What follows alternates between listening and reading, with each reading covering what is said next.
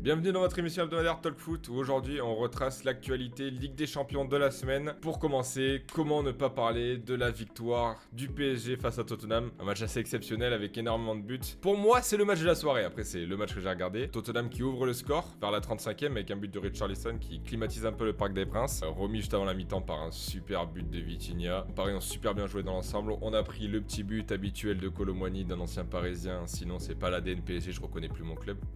Il en a mis 2, oui, c'est vrai. On gagne quand même le match 5-3. Vitinha exceptionnel. Vitinha en mode ballon d'or. Il te claque un triplé. Le petit point noir de ce match, si je dois relever quelque chose, c'est peut-être la faute complètement débile de Hernandez à la dernière minute du temps additionnel qui envoie un coup de coude derrière Xavi Simons. Pourquoi? Hernandez, il veut faire passer des paris au sport, je pense.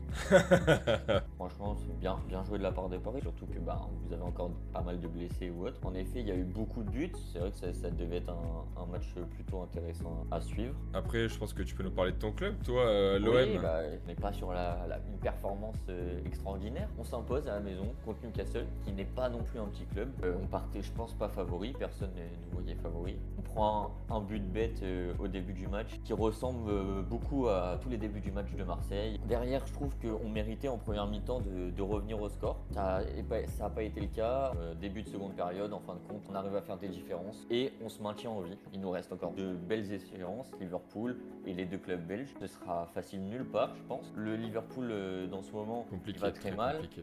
Voilà, il enchaîne Défaite les 4 à la défaites. maison. Moi, j'ai encore de l'espoir pour Marseille. On va pas s'arrêter d'y croire, on va continuer. Et si on n'a pas le niveau, si on n'arrive pas à s'imposer cette année, tant pis. Ce qui nous a aussi impressionné, c'est Chelsea, 3-0 contre le Barça. Estevao, le crack de 2007 qui a montré qui est le vrai 2007 sur le terrain, Lamine Yamal. Encore une fois, Aroro a pénalisé son équipe comme il avait pénalisé contre Paris il y a 2 ans, qui sort sur carton rouge sur une faute assez débile et qui permet du coup à Chelsea, même si Chelsea dominait déjà avant le carton rouge, de gagner le match. Ouais, je suis d'accord avec toi. Je pense que ça aurait été un match plus serré s'il n'y avait pas le rouge. Et pour moi, le rouge, il est trop aujourd'hui. Je suis pas forcément supporter barcelonais, mais j'avoue que ça m'aurait fait péter un plomb. Encore à Euro, encore une situation débile. Ça doit être déconcertant un peu pour les supporters barcelonais. Je pense que Chelsea avait les cartes de s'imposer quoi qu'il se passe. C'est une très bonne équipe. Ils montent un jeu frais avec des jeunes joueurs, des joueurs d'expérience qui ont du vice comme Cucurella, qui savent te faire des différences dans des gros matchs. Franchement, bien joué à Chelsea. Et je trouve que Barcelone n'est toujours pas rassurant. Ouais, en restant sur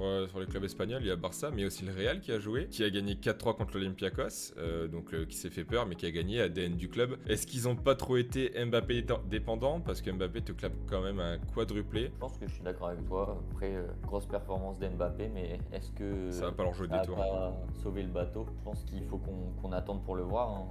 On attend encore une grande rencontre. Pour l'instant, ils ont perdu qu'une fois en Ligue des Champions. Il faut laisser plus de temps au Real et peut-être à Xabi Alonso pour voir ce que donne l'équipe sur la fin de saison. Les équipes qu'on n'attendait pas perdre aussi forcément. On a eu Manchester City avec Leverkusen et Pep Guardiola qui effectue un énorme turnover. J'ai ma petite théorie, tu vas me dire ce que t'en penses. Pour moi, il veut juste préserver le record de Messi. Franchement, ça s'attendait vraiment pas à les voir perdre 2-0. J'ai pas grand chose à rajouter. Pour moi, je pense qu'il a voulu préserver. Il sait qu'il avait rien à jouer dans ce match en soi. Et son ambition, il voit plus loin. Voilà. Pour moi, c'est pour ça que City s'est incliné. Et après, on a eu le match peut-être le plus attendu de cette Ligue des Champions entre le premier et le deuxième, les deux équipes les plus en forme en ce moment, Arsenal-Bayern. Vas-y, je t'écoute. Sincèrement, plaisir à regarder. Moi, c'est le match sur lequel je me suis concentré hier soir. Il y avait du beau football, il y a eu du respect de la part des deux équipes. Chaque équipe savait qu'ils affrontaient un adversaire plutôt conséquent avec des forces. Arsenal n'a encaissé qu'un but.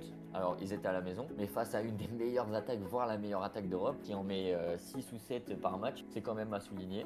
On a vu qu'Arsenal a une grosse force sur les coups de pied arrêtés, une belle force de projection sur des contre-attaques. Ils me font un peu penser au PSG des années précédentes. Et j'aimerais juste parler 2 minutes de la sortie de Neuer. J'ai jamais vu ça. Alors moi j'étais concentré sur le match de Paris, je regardais le deuxième écran.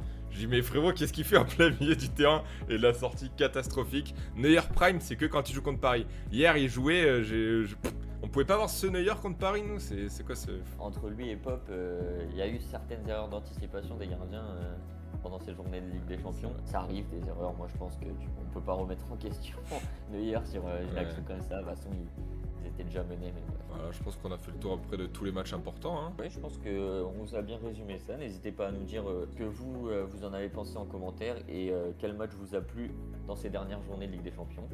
Et on se retrouve lundi pour l'hebdo. Allez, à plus. Ciao.